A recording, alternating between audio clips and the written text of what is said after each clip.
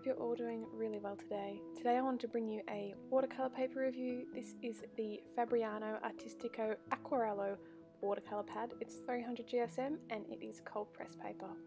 I have been on the hunt to try out some more watercolour papers. I wanted to try some things that might have been a bit more affordable than the Saunders Waterford watercolour paper that I so love and enjoy painting on. When I was looking for watercolour papers to try, I wanted them to be cold pressed and 100% cotton. This pad in particular was $18.50, that's in Australian dollars, for 12 sheets of watercolour paper that are A5 in size. The pad itself is of a landscape orientation, but I just turned it to the side and I peeled off the paper from the pad before I started painting anyway. I found that the texture of this was very smooth and almost like a hot press watercolour paper. Now, I don't normally do my drawings on record, and there is a good reason for this, and I think it shows in this painting. I just struggle to, because I record from a top-down point of view, I like to really lean over my piece of paper whilst I'm drawing to get the proportions right, and this one is a little bit skewed. I honestly wasn't sure that I wanted to post this video with this particular painting because I'm just not super pleased with it, but I thought, why not? Not everything I paint is going to be something that I'm absolutely in love with, and that's okay. One of the key reasons why I chose this watercolour paper as well is because, from my understanding and research, this is a vegan friendly watercolour paper, and that is something that I would like to find, a watercolour paper that holds up to the standards that I love so much from Saunders, that doesn't use animal product to size it. My choices for colours with this painting were really just based off the fact that I had a few paints dried on my ceramic palette up on the top left that I wanted to try and use up.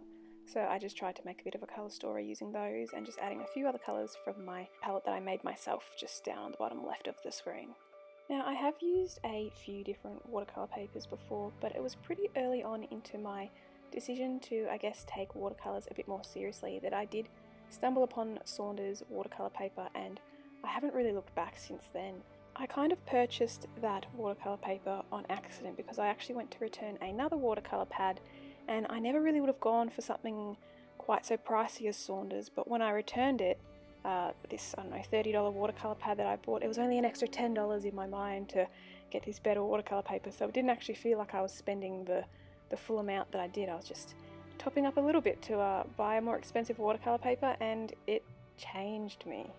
But I guess my purpose of talking so much about Saunders in a review for a Fabriano watercolour paper is trying to get across that that is my main comparison.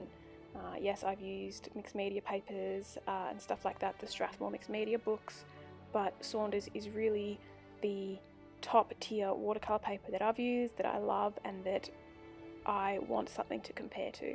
So this is my very first impression, and I have only used this watercolour paper for this one painting here, and off the bat I didn't mind it. I found when laying the paint down it was relatively absorbent. I found it more absorbent than the watercolour paper in my travelogue journal, but I found it less absorbent than that of my Saunders watercolour paper. The paint didn't quite just sink in as much as I would like it to, but I did find that it was still workable for quite an amount of time, and I was able to come back in and soften the edges of a lot of colours once I'd laid the paint down. The watercolour paper appeared to be very white, and I know some people prefer a really white paper and some people prefer more of that natural kind of colour that is just a bit of an off-white. I think I lean towards that preference for a bit of an off-white paper, and not to toot its horn, but Saunders is a slight off-white colour. But yeah, so that's one downfall for me. It just seemed very white, the paper, which, as I said, some people would love that. I just don't. I was pretty heavy-handed with water at some points, and I was also pretty heavy-handed with using quite a dry brush at some points during this painting process, and the paper handled it all fine. The paper didn't ball, it didn't really buckle at all. It took all of that like a complete champion.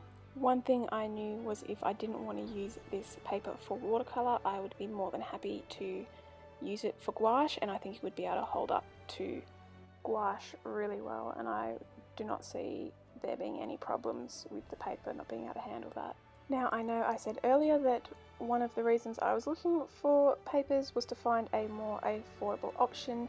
Turns out this paper is actually more expensive than Saunders Waterford by a few cents per sheet, so even though we are only halfway through this video, if I were to choose between Fabriano, well this particular Fabriano paper, and the Saunders one that I use based on price, I would choose my Saunders one because I think that the quality is better, I prefer to paint on it, and it's cheaper, so this one doesn't even win out by a price factor for me. However, from an ethical standpoint, if that is something that interests you, that's where my dilemma comes in.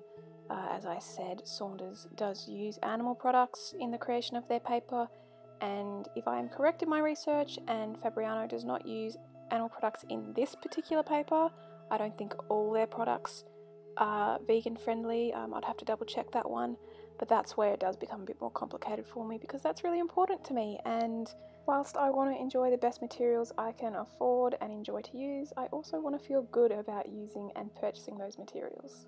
Now, a quick side note here, I just want to say I feel like this painting is looking alright at this moment. I think I overworked this painting. I also need to mention that I did try and film this painting using 4K. Normally I film at 1080.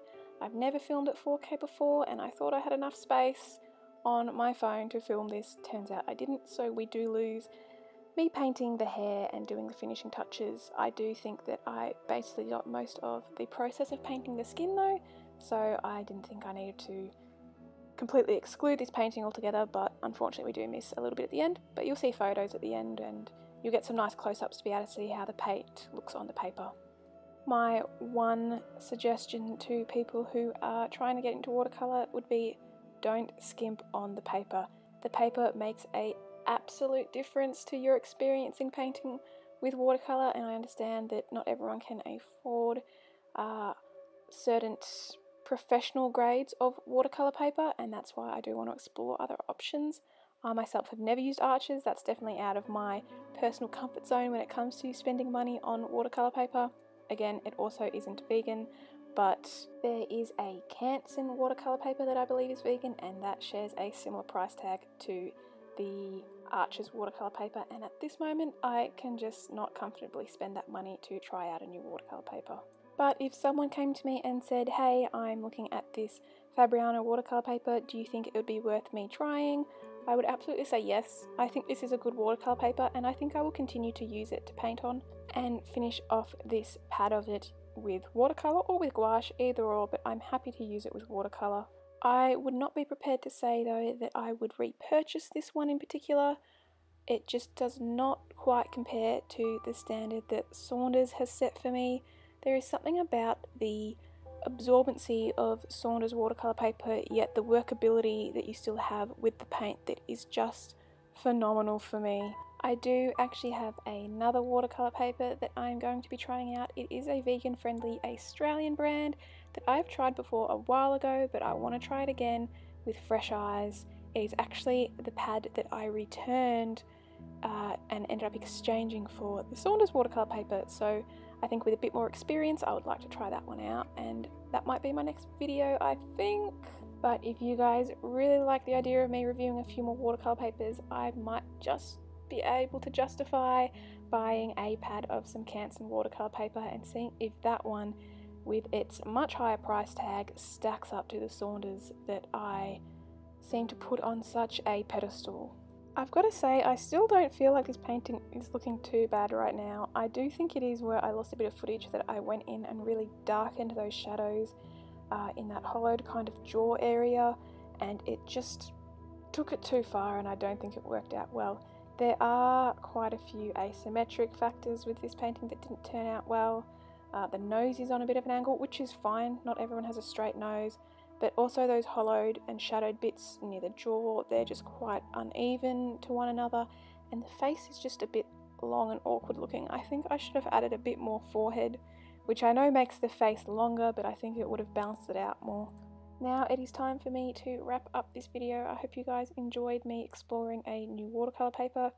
If you did like this video, please give it a thumbs up and feel free to subscribe. I am currently putting videos out weekly, and my Instagram is also linked down below if you'd like to follow me on any other platforms. Check the bio down below for the list of materials used in this video. I have quite a few videos somewhat in the works, but if you have anything you'd like to see from me, let me know and I'll try and get that put together for you. Anyway guys, I hope you enjoy the rest of your day, and I should see you all next week.